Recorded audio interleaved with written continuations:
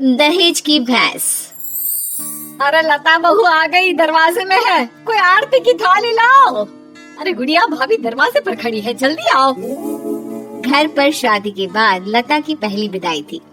वो ससुराल आती है। बहू की आरती करने के लिए इतनी एक्साइटेड हो रही है या फिर बहू के साथ आए सामान की है? सब जानते हैं। अरे लालची समझ रखा है क्या? अरे घर में अगर दो सामान आ भी जाता है तो तुम्हें क्यों खुजली हो रही है? अरे कहाँ हो सब, मेरी बहू आ गई। सास थाली लेकर दरवाजे पर जाती है, जहाँ सामने एक भैंस खड़ी होती है। माँ, भाभी तो है नहीं, भैंस है, बोलो तो कर दे आरती। भैंस? भैंस कहाँ से आ गई? तभी लता आ जाती है।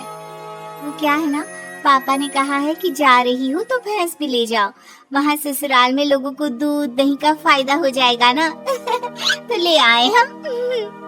अरे वाह, कहाँ तो बूंद बूंद दूध के लिए तरसते थे, अब तो नदियाँ बहेंगी नदियाँ।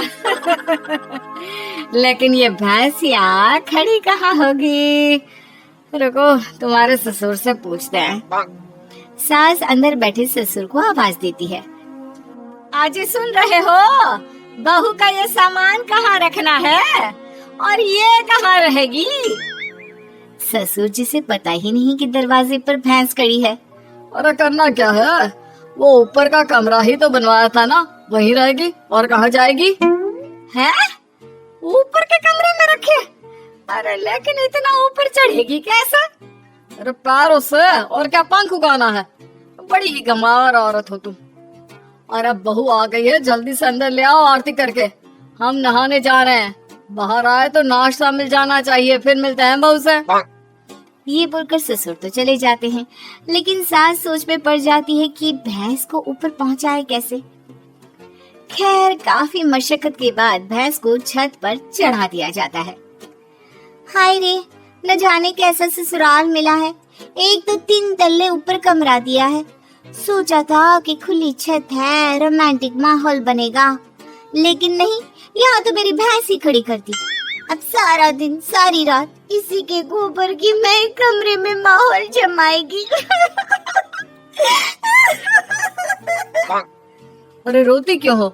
जानती हो ना, घर में पापा का ही राज चलता है। अरे मुझे खुद समझ में नहीं आ रहा कि कैसे पापा ने ये भैंस छत पर चढ़वा दी। खैर चेंज कर लो, नीचे चलते हैं नाश्ता करने, हमें बहुत भूख लग रही है। सभी नीचे आते हैं नाश्ते के टेबल पर। और बताओ बहू, घर पर सब कैसे हैं? पिताजी को बोलते तो वो भी आ जाते, इसी बहाने मुलाकात हो जाती, और वो भी देख लेते कि कितनी शानदार व्यवस्था की है हम लोगों ने तुम्हारे रहने की। कमरा पसंद तो आया ना बेटा? हाँ पापा जी, बहुत। लेकिन वो भैंस। कौन सी भैंस बहू? वैसे भैंस से याद आया, तुम लोगों के मायके में तो भैंस ही भैंस है, तो कम से कम तुमने भैंस की सेवा, दूध निकालना, भैंस को नहलाना, ये सब तो सीखा ही होगा ना? बहू ससुर के सवाल से एक्साइटेड हो जाती है। सीखा? अरे हाथ में जादू है हमारे। भैंस को देखते हैं कि वो दूध देना शुरू कर देती है, और नहलाने का तो ये है कि अगर हमने भैंस या नहला दी ना पिताजी, तो फिर वो भैंस नहीं रहती। हाँ क्या बात है, फिर क्या बन जाती है? बकरी? चुप, मतलब कि हमारे हाथ में इतना जादू है कि भैंस भैंस नहीं, रंग खिल कर ना उसका बतख की तरह सफेद हो जाता है। अरे 1 घंटे में 75 भैंस नहलाने का रिकॉर्ड हमने बनाया था जी एक बार। हाँ ये सब तो ठीक है बहू, वैसे भैंस दूध कितना देती है? बहू फिर शीखी में आ जाती है। वैसे तो क्या है ना माँ जी, देती तो सिर्फ 4 किलो सुबह और 4 किलो शाम को, लेकिन जब मैं दूध निकालने बैठी हूँ ना, तो प्रेशर में 10 किलो सुबह और 10 किलो शाम को देती है। बस फिर क्या, ये सुनकर ससुराल वाले इम्प्रेस हो जाते हैं। ससुर सोच लेते हैं कि इतनी गुणी बहू मिली है तो भैंस तो लाना बनता है। फिर क्या, अगले रोज ससुर दरवाजे पर भैंस खड़ी कर देते हैं। बहू, अरे ओ बहू, देख तो मैं क्या लेकर आया हूँ। तभी बहू एक बाल्टी दूध लेकर आती है। क्या बात है बहू, बाल्टी भरकर दूध कहाँ से आ गया? वैसे देख, दरवाजे में मैंने तेरे लिए एक तोहफा रखा है।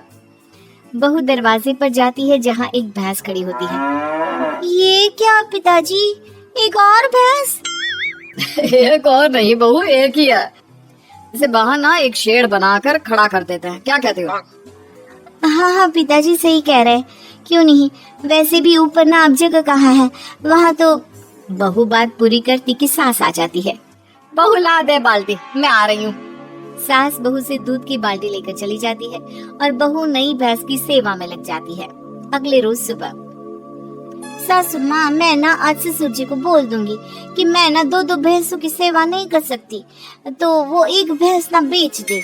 अरे नहीं नहीं बहू, अभी नहीं। अभी तो तू जानती है कि मेरे मायके में शादी आने वाली है। दूध के भाव कितने महंगे हैं, तो कुछ महीनों के लिए दोनों भैंसे संभाल ले, फिर बात करते हैं। अब बहू सुबह शाम छत की भैंस और बाड़े की भैंस की सेवा करती, उसे नहलाती, दूध निकालती और सास को देती। सास दूध का क्या करती ये किसी को पता नहीं चलता। फिर एक रोज, अरे बहू, मैं क्या कर रही हूँ, क्यों ना मैं एक और भैंस ले लूं। वो क्या है ना, घर में दूध कम पड़ रहा है। कैसी बात कर रही है सासू माँ, घर में दूध कैसे कम पड़ सकता है? इतना दूध तो खुद ग्वाला भी इस्तेमाल नहीं करता जितना हम और आप करते हैं। ना ना ना ना सासू माँ, एक और भैंस की सेवा करना मेरे बस की बात ना है।